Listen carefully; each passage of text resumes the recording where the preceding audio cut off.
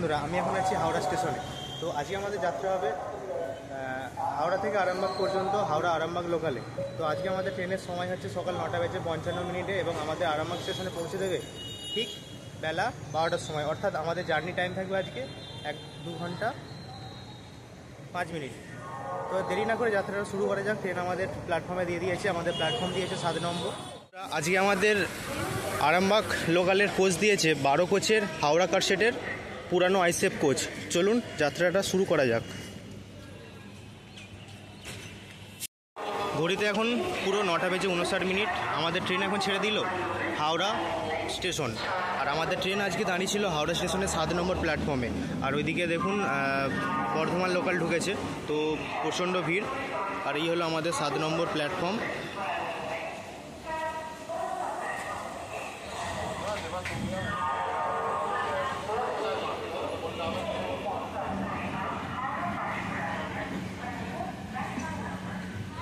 আমাদের ট্রেনের সময় আজকে লাগছে 2 ঘন্টা 5 মিনিট। তো ভিডিওটি অনেক লম্বা হয়ে যাবে, তো তার জন্য আমরা ভিডিওটিকে দুটি ভাগে ভাগ করে দেবো। তো প্রথম জার্নি আমাদের হবে হাওড়া থেকে তারকেশ্বর পর্যন্ত এবং পরের জার্নি থাকবে তারকেশ্বর থেকে আরামবাগ পর্যন্ত। তো দেরি না করে জার্নিটা এনজয় করুন। হাওড়া থেকে তারকেশ্বরের দূরত্ব 57 কিলোমিটার, সময় লাগবে 1 ঘন্টা 30 মিনিট। আর যাত্রাপথের মাঝে আমাদের ট্রেনটি দাঁড়াবে 19টি স্টেশন। আর ট্রেনের ভাড়া পড়বে মাত্র 15 টাকা।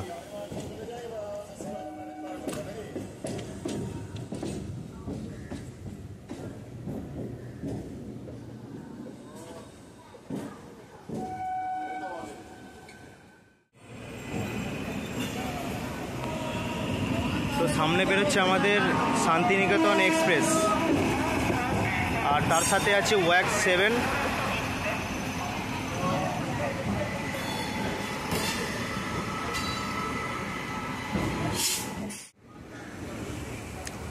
রেল দপ্তরের পক্ষ থেকে চাঁদমারি সেতুর পাশেই তৈরি হচ্ছে নতুন কেবল ব্রিজ, তারই কাজ চলছে।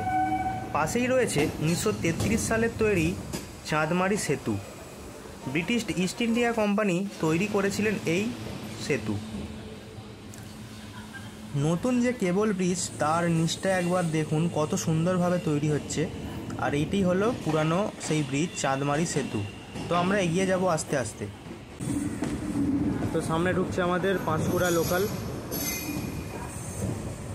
মাফ করবেন, উলুবেড়িয়া লোকাল।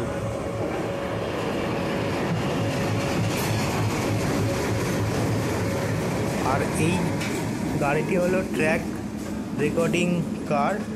তো এটার মাধ্যমে আমাদের যে রেল লাইন তার অনেক রক্ষণাবেক্ষণ করা হয়।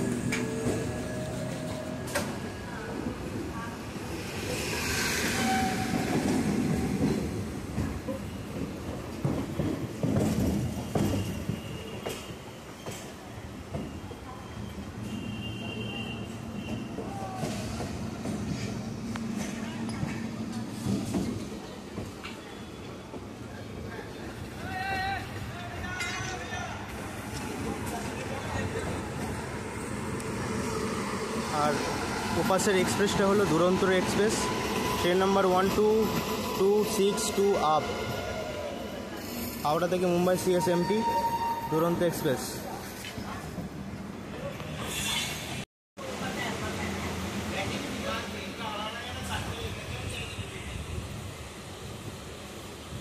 তো এটি হলো বন্দে ভারত সংরক্ষণ কেন্দ্র ডিপো, ঠিক আছে।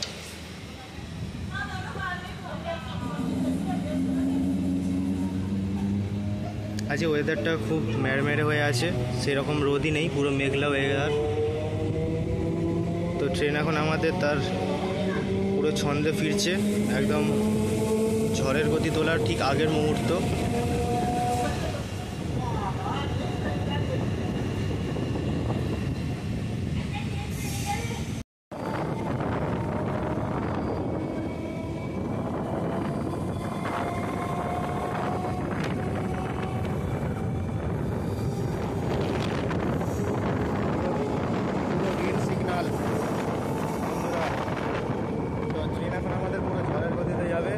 প্রায় 80-90 তুলে ফেলেছে ইতিমধ্যেই।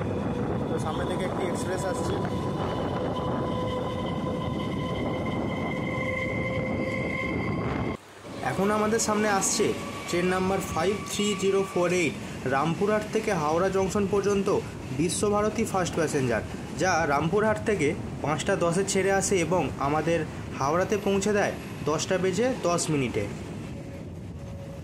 তো বিশ্বভারতী ইন্টারসিটি।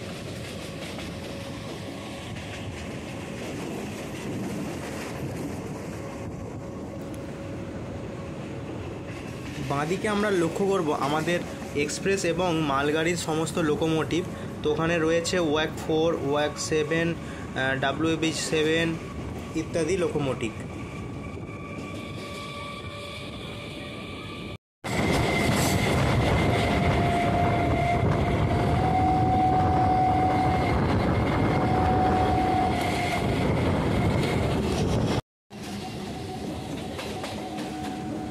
আসছে আমাদের জার্নির প্রথম হল্ট লিলুয়া।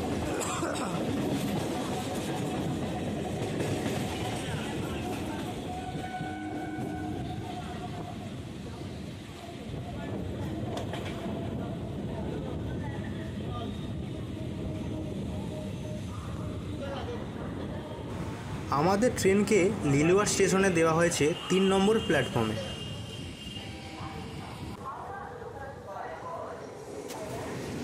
আমরা এখন রয়েছি হাওড়া বর্ধমান মেন লাইনে। ওপাশের 4 নম্বর এবং 5 নম্বর প্ল্যাটফর্মের লাইন দুটি বর্ধমান কড লাইন। এছাড়া লিলুয়ার ডান পাশের একটি লাইন চলে গেছে সোজা বেলুর মঠ পর্যন্ত। হাওড়া থেকে বেলুর মঠ পর্যন্ত মোট 2টি ট্রেন চলাচল করে, সকাল 7টা 40 এবং বিকাল 4টে বেজে 5 মিনিট। আমাদের পরবর্তী স্টেশন বেলুর।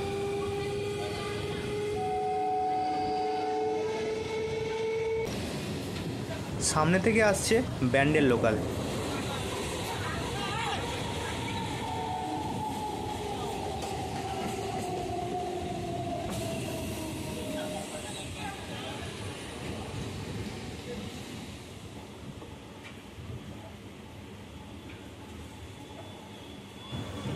আমরা এখন এসে পড়েছি বেলুর স্টেশনে। এই বেলুর স্টেশন থেকে খুব সহজেই বেলুর মঠ যাওয়া যায়। পরবর্তী স্টেশন বালি। আমাদের ট্রেন এসে থেমেছিল বেলুর স্টেশনের 3 নম্বর প্ল্যাটফর্মে। প্ল্যাটফর্ম পড়েছিল বাঁদিকে। এই বেলুর স্টেশন থেকে বেলুর মঠ যেতে যে টোটো বা অটো ব্যবহার করবেন আপনারা, তার জন্য ভাড়া পড়বে মাত্র 10 টাকা।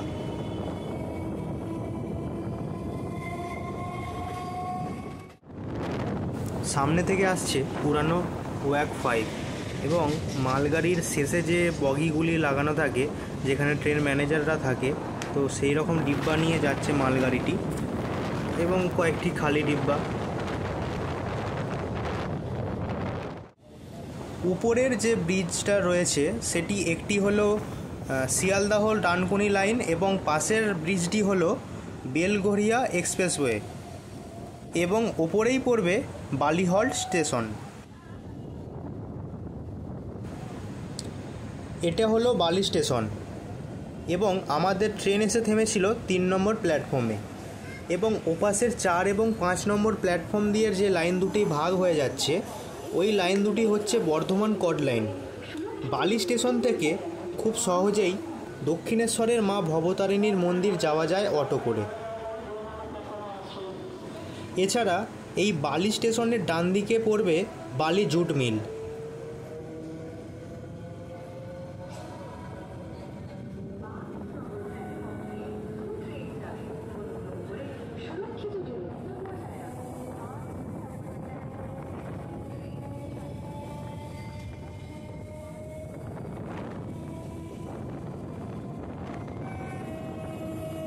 সামনের লোকালটি হলো শেওড়াফুলি লোকাল।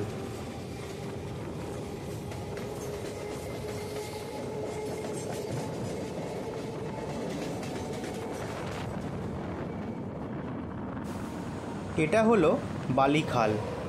দক্ষিণেশ্বরের স্নানঘাটের ঠিক উল্টো দিকে এই খাল হুগলি নদীতে গিয়ে মিশেছে।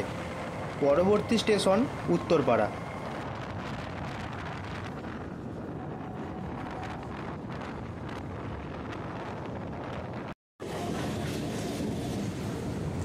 এখন আমরা প্রবেশ করছি উত্তরপাড়া স্টেশনে। ভারতের প্রথম ফ্রি পাবলিক লাইব্রেরি হলো এই উত্তরপাড়া পাবলিক লাইব্রেরি। জয়কৃষ্ণ মুখোপাধ্যায়ের ব্যক্তিগত সংগ্রহ থেকে 1852 সালে এই লাইব্রেরি প্রতিষ্ঠিত হয়। মাইকেল মধুসূদন দত্ত শেষ জীবন পর্যন্ত এই লাইব্রেরির সঙ্গে যুক্ত ছিলেন। পরবর্তী স্টেশন হিন্দ মোটর।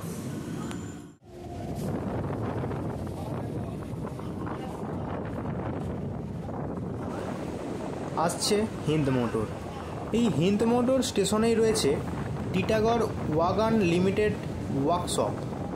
1984 সালে তৈরি হয় এই ফ্যাক্টরি। রেলের ওয়াগন তৈরি হয় এখানে। পরের স্টেশন কোন্নগর।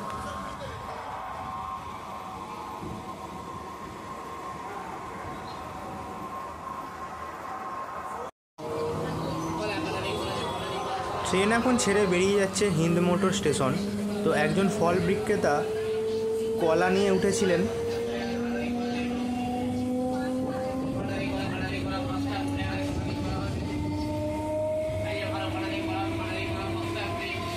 এখন আপনাদের দেখাবো পরপর দুটি লোকাল ট্রেন।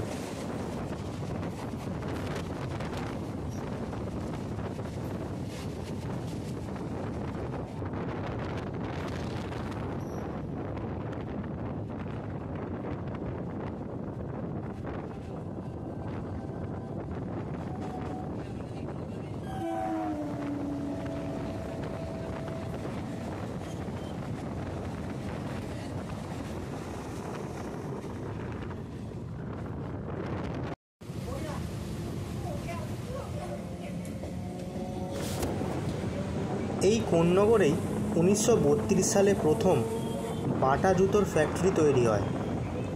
1935 সালে গঙ্গার ওপারে অনেক বড় বড় জায়গা নিয়ে তৈরি হয় বাটার নতুন ফ্যাক্টরি।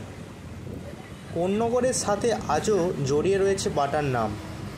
যেমন ধরুন কোন্নগর বাটা ফেরিঘাট।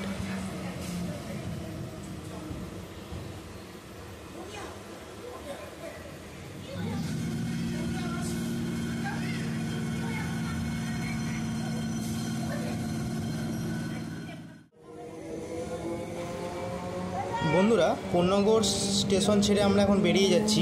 আমাদের পরবর্তী স্টেশন রিসরা।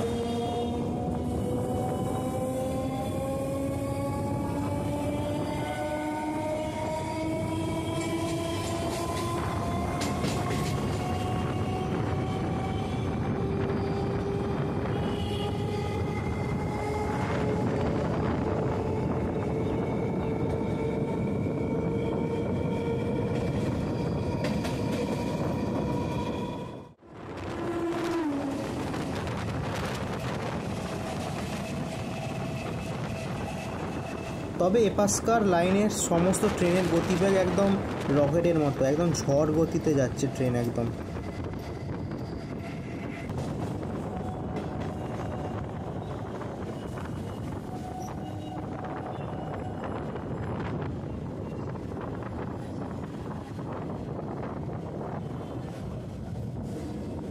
স্টেশন রিসরা।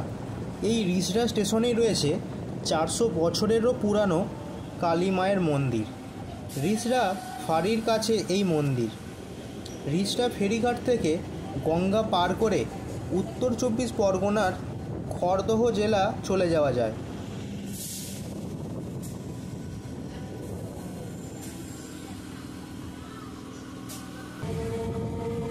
আমাদের যাত্রাপথের পরবর্তী স্টেশন শ্রীরামপুর।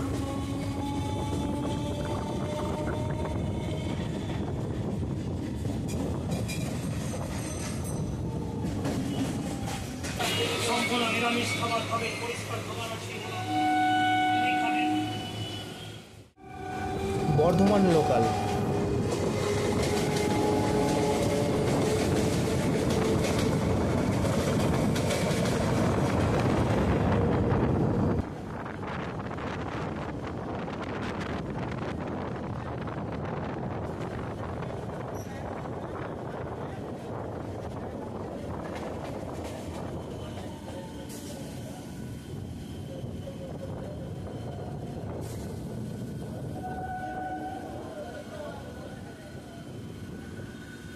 তো উপরের ব্রিজটি হলো শ্রীরামপুর রোড।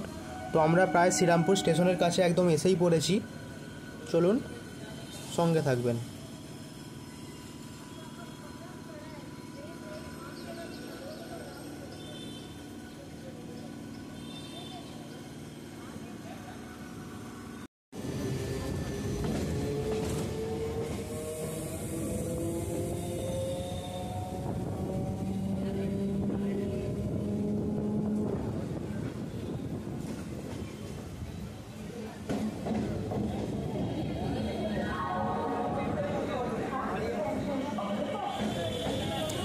স্টেশনে ভালো ভিড় রয়েছে। তো এটি হলো শ্রীরামপুর স্টেশন। শ্রীরামপুর মানেই মাহেশের রথযাত্রা। শ্রীরামপুরে মাহেশের জগন্নাথ মন্দির প্রায় 600 বছরেরও বেশি পুরানো। এই রথযাত্রায় প্রচুর নাম রয়েছে পুরো পশ্চিমবঙ্গ জুড়ে। শ্রীরামপুরের গঙ্গার পাড়েই রয়েছে শ্রীরামপুর রাজবাড়ি। আমাদের পরবর্তী স্টেশন শেওড়াফুলি জংশন।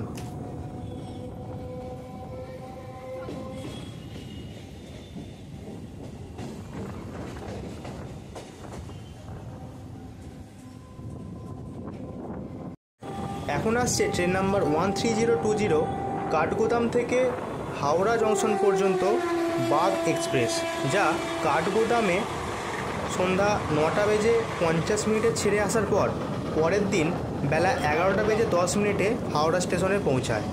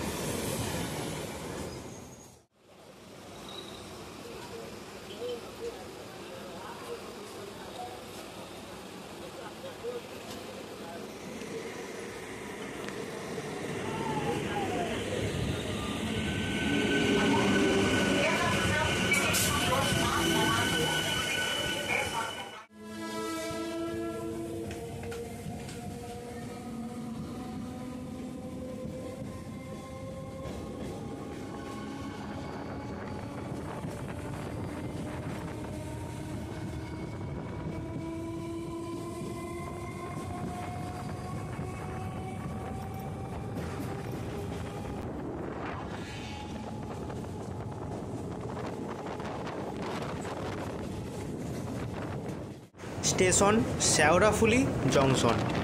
আর আমাদের ট্রেন এসে থেমেছিল 2 নম্বর প্ল্যাটফর্মে। আর ডান দিকের 3 এবং 4 এই লাইন দুটি চলে যাচ্ছে ব্যান্ডেলের দিকে, বর্ধমান মেল লাইন। আর আমাদের লাইনটা বাঁ দিকে চলে যাবে, তারকেশ্বর ব্রাঞ্চ লাইন। শেওড়াফুলি স্টেশনের সামনেই রয়েছে শেওড়াফুলি ফেরিঘাট। শেওড়াফুলি নিমাইতীর্থ ঘাট থেকে জল তুলে তারকেশ্বরের নিত্য জলযাত্রীরা কলসি বা কেউ ঘটে করে পাকে ঝুলিয়ে খুব সুন্দর করে সাজিয়ে পায়ে হেঁটে পৌঁছে যায় বাবা তারকনাথের ধাম তারকেশ্বর। দীর্ঘ 30 কিলোমিটার মতো পাক নিয়ে পায়ে হেঁটে বাবার মন্দিরে যায় ভক্তরা। শেওড়াফুলি স্টেশন ছাড়ার পর কিছুটা যাওয়ার পরেই আপনাদের দেখাবো তারকেশ্বর ব্রাঞ্চ লাইনের মেঘলা দিনের সবুজের সমারোহ। তো দেরি না করে, যদি চ্যানেলে নতুন হয়ে থাকেন তো চ্যানেলটিকে সাবস্ক্রাইব করে দিন এবং পাশে থাকা বেল আইকনটি চিপে দিন, যাতে পরবর্তী সমস্ত ভিডিও নোটিফিকেশন আপনাদের কাছে খুব তাড়াতাড়ি পৌঁছাতে পারে।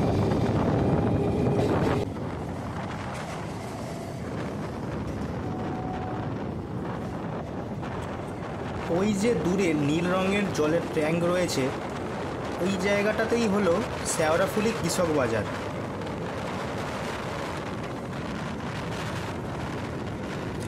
এই ব্রিজের ওপর দিয়ে চলে গেছে বালিয়া উত্তরপাড়া রোড।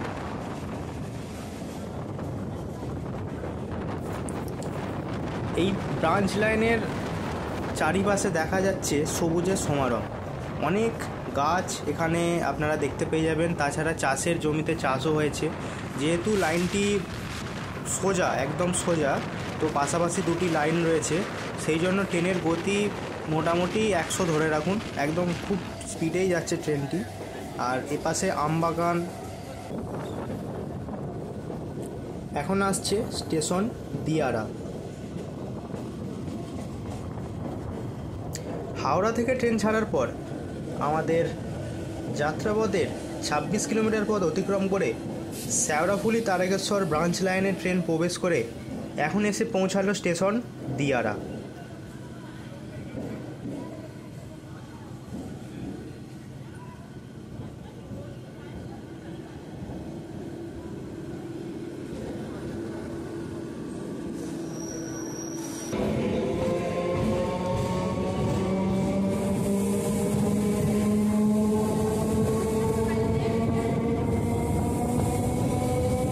তারকেশ্বর লাইনে প্রচুর আম গাছের বাগান লক্ষ্য করলাম।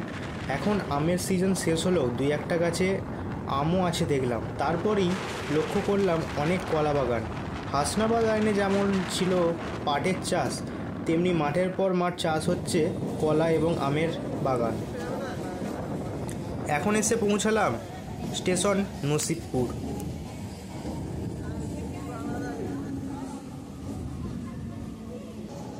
এখন আসছে হাওড়াগামী তারকেশ্বর লোকাল।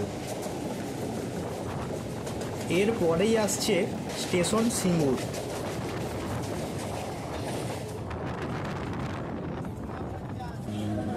এই সিঙ্গুর স্টেশন অনেকের কাছেই এক চেনা পরিচিত নাম। কী কারণে বিখ্যাত আপনারা কমেন্ট করে জানাবেন। সিঙ্গুর স্টেশনের খুব কাছেই রয়েছে ডাকাতকালীর মন্দির। অনেক বছরের পুরানো এই মন্দিরের সাথে জড়িয়ে রয়েছে মা শারদার নাম। তারকেশ্বরের যারা বাঁক নিয়ে যাত্রা করেন তারা প্রথম এই ডাকাতকালী মন্দিরে এসেই জল ঢালে। এরপর আসছে কামারকুণ্ডু।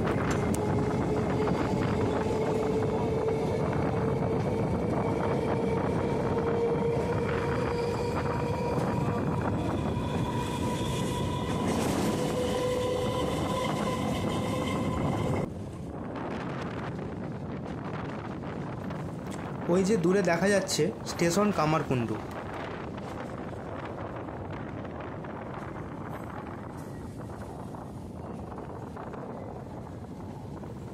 কামারকুণ্ডু স্টেশন কিন্তু দুটো, নাম একটাই। একটা নাম হলো বর্ধমানের কড লাইন দিয়ে যেটা নিচের পড়বে, এবং ওই স্টেশনের উপর দিয়ে আমরা যাচ্ছি। স্টেশনটা বাঁ দিকে, ডানকুনির দিক থেকে আসছে এই লাইন। যেহেতু দুটি স্টেশন তাই তার স্টেশন কোডও আলাদা। একটা KQLS আমাদের ওপরেরটা, এবং নিচেরটা হচ্ছে KQU। আমাদের যাত্রার পরবর্তী স্টেশন পড়বে নালিকুল।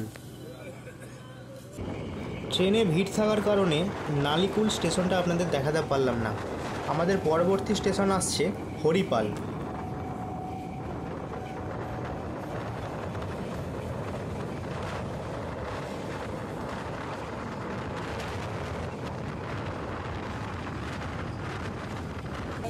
স্টেশন হরিপাল। এই হরিপাল স্টেশন থেকেই হাটপুর যাওয়া যায়। এই হাটপুরেই রয়েছে শ্রী রামকৃষ্ণ মঠ।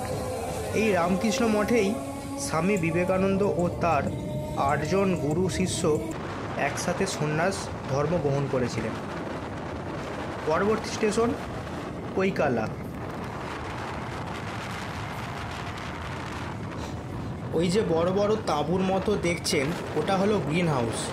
এই গ্রিন হাউস গাছ পালনের একটি সুরক্ষিত পরিবেশ প্রদান করে। কম জমিতে উচ্চ ফলন এবং সর্বাধিক লাভের সুবিধা পাওয়া যায় এই প্রজেক্ট থেকে।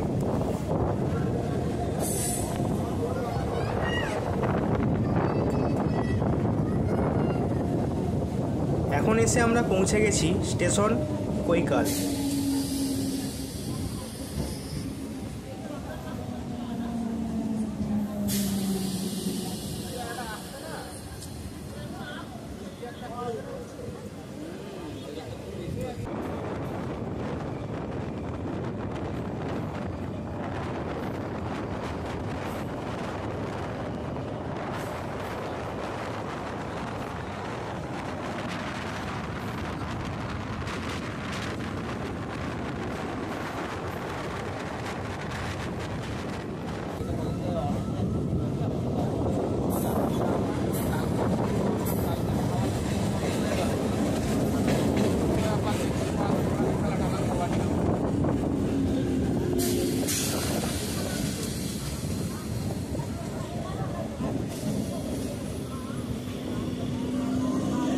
স্টেশন বহির্খণ্ড।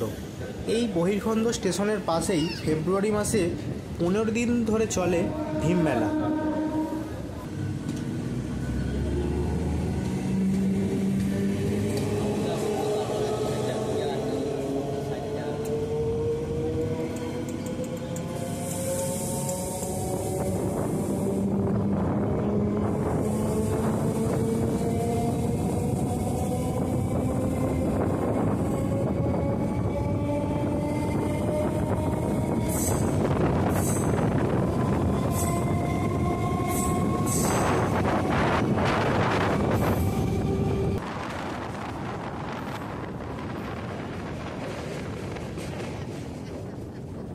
এখন আমাদের ট্রেন এসে পৌঁছালো তার যাত্রাপথের পরবর্তী স্টেশন লোকনাথ। তারকেশ্বরের উদ্দেশ্যে যারা জল নিয়ে আসেন তারা প্রথমে জল ঢালে সিঙ্গুরের ডাকাতকালী মন্দিরে, তারপর জল নিয়ে চলে আসে এই লোকনাথেই জল ঢালার জন্য। স্টেশনের ডান দিকে বেরিয়ে কিছুটা গেলেই পড়বে লোকনাথ বাবার মন্দির। তারপরেই আসবে আমাদের এই যাত্রাপথের অন্তিম স্টেশন, অর্থাৎ বাবা তারকনাথের ধাম তারকেশ্বর স্টেশন।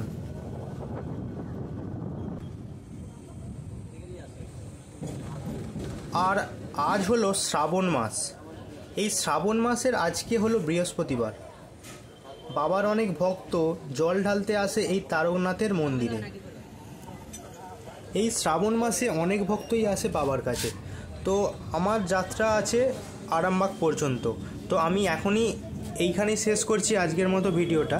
এর পরবর্তী ভিডিওতে আপনাদের দেখাবো কিভাবে আমি আরামবাগ অবধি গেলাম। এছাড়া তারপরের ভিডিওতে আপনাদের দেখাবো তো তারকেশ্বরে যে তারকনাথের মন্দির রয়েছে সেই মন্দিরের কিছু নিদর্শন। তো যারা ভিডিওতে নতুন তারা ভিডিওটি ভালো লাগলে সবাই একটা লাইক, কমেন্ট এবং শেয়ার করে দেবেন। যারা এতদূর ভিডিওটি দেখেছেন তাদেরকে অসংখ্য ধন্যবাদ। তো এটি হলো তারকেশ্বর রেলওয়ে স্টেশন। তো সবাই ভালো থাকবেন, দেখা হচ্ছে পরবর্তী ভিডিওতে।